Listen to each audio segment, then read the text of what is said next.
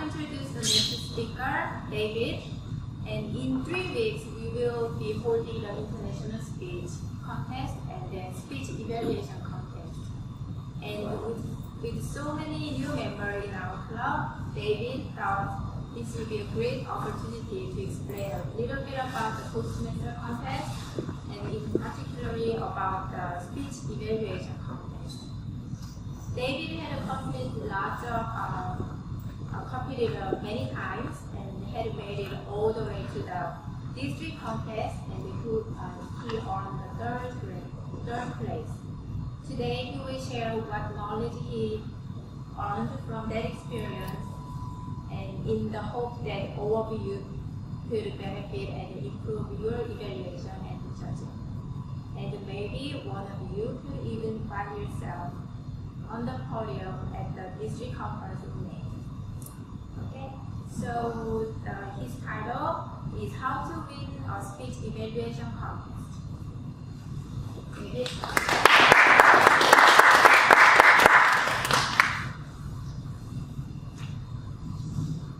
First time I competed in a contest, I got disqualified. Turns out, you can't judge a contest in another club, even if they've asked you to, and then go on to compete in your own club. The second time I competed, I was disqualified. Turns out, even if you paid your dues, if your treasurer hasn't actually put the check in, Toastmasters International doesn't have that registered, you are not yet a member in good standing for that club. I competed again. Right before I got up on stage to give my speech, the chair of the contest said, "You can't have your iPad that has a clock on it because that gives you an unfair advantage."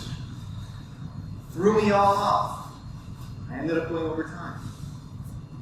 Had I known the rules better, I could have said, "You're wrong. I am allowed to have that for my contest." Lessons to be learned as you compete. I've given you all, you've got 2 forms. One of them is a form to evaluate me. The other one is a contest evaluation form. So make sure you have that in front of you. And I ask that you use the form you're evaluating me as if you were competing in a speech evaluation contest. Now, in the process of going through all of these contests, I have tried year after year after year to get in. You know, we've got 4 different contests that happen, right? There's the evaluation and the international speech contest, which we're having this month. There's also the humorous speech and the table topics contest. And I've been competing since I joined Toastmasters, trying again and again and again. And if you want to win out on the evaluation contest, which is what I'm speaking specifically to, you need to win at the club level. Then you win at the area level, where there will be about 5 clubs who need competing. And then if you win that, you would compete at the division level, where there are 5 area contestants. And then you make it to the district. And there will be 6, I believe, in that contest. And that they have 7 now at the conference in May. So consider all that as you're considering getting into the contest coming up. Now, who plans on competing? Raise your hand. This contest. Either of the contests we have. Just one. Who plans on judging? If you're not competing, you're judging. Just let you know that. All right? Who plans on doing both? Okay, you can't do both in our contest. However, they changed the rule after my experience and the grief that I raised. They actually changed the rule where you can't judge another club contest and still compete in your own club contest. What's important is that you cannot judge anything beyond that if you continue to compete area or above. So just be aware of that. Well, I hope that we get more contestants because, as I said, the only way you will get better is if you compete. It is a great exercise that you will get better at both giving evaluations, giving speeches, or any of this, and you get a lot of other experiences that go with that. So, For all of you, I would ask you to do this. You all received an email last night. You may not have read it yet, but I sent an email to the club. And in there it had some information, some very valuable information, because I didn't want to do a projector or anything like that in the speech. I just wanted you to have the information. And that is, it has a link to the rule book, which if you're going to compete or judge, you should read the rule book. It's just a little pamphlet, about 28 pages. Read through that. Second, you've got a score sheet there on your desk. Now, that is a score sheet for the evaluation contest. There's also a different one for a speech contest. Be aware of that. But go in there, and you can download it. It's a free PDF. And then the third thing I have there is to watch the videos that they have put on the website. This is all at Toastmasters.org. Watch all three. Even if you're not competing, please take the time to go and educate yourself on this. So if you do get asked to judge, or any of the other roles that are in a contest, this will help you to understand those roles. I have a few things that I'm going to suggest or give you my feedback of what I've experienced when I have given these speeches. One, we started by reading the rules. Two, prepare in advance. As an evaluator, that doesn't mean that you can't prepare. You know, you're thinking, well, I won't know what to put on there until I see the speech. That's kind of true, but you know the things you want to look for. So create yourself a cheat sheet of things that you're expecting you want to look for and talk about in the evaluation. I like to keep a list of those when I'm giving my evaluation, and there aren't any things in the rules that says you can't have a whole bunch of stuff, notes already written out for your evaluation. And consider it visiting an advanced club, because those tend to focus exclusively on evaluations and giving more in-depth evaluations. And that's where you get the tips on more detailed things and more advanced things to look for in a speech.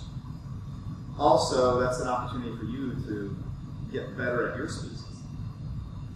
And know that between now and the contest, you actually have an opportunity to do at least 6 practice sessions of evaluations.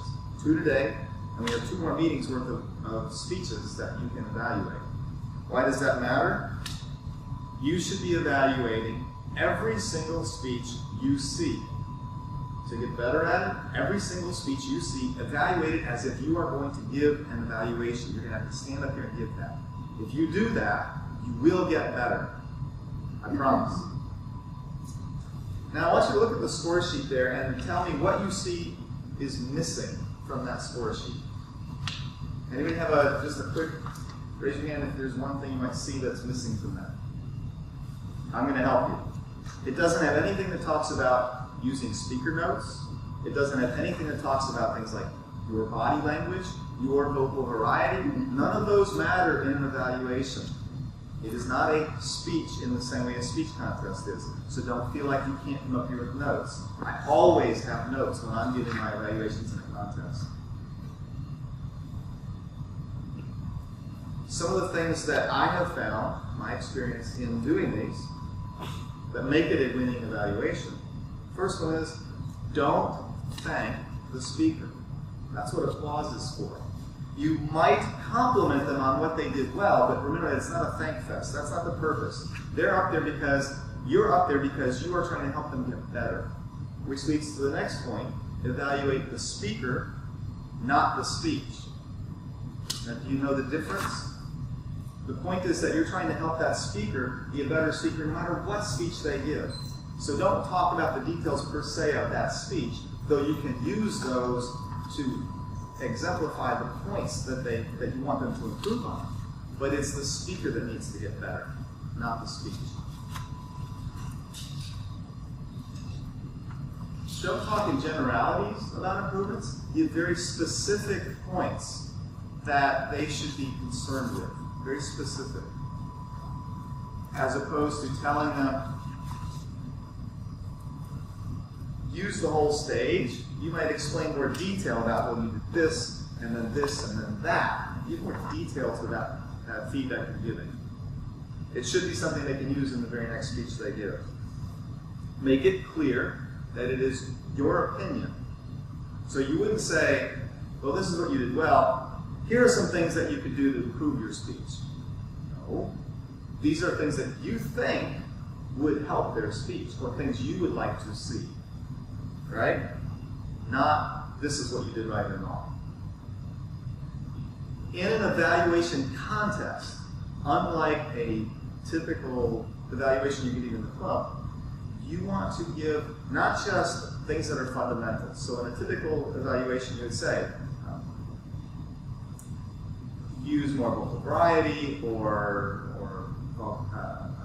body language and things like that, but that look for some advanced things that they did that you know the other evaluators might overlook, things that will help them out in a bigger picture. Think what Omar would say. Now, I don't mean that to like, Omar is this god, but the point is that think of what that kind of advanced speaker would say to look for. Speaking of advanced speakers, have you ever tried to evaluate somebody who does like, they are an amazing speaker? It is hard to evaluate that.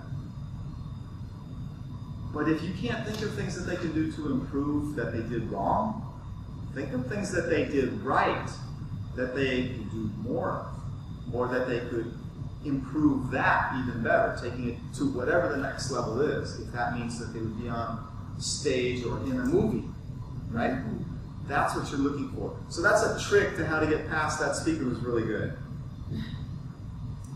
In the end, always, always, always have a conclusion. Notice that's 15% of that score. If you don't have a conclusion, you probably won't win. And if you get to the end and it says 10:28, that's when you stop talking, whether you have finished or not. Shut up.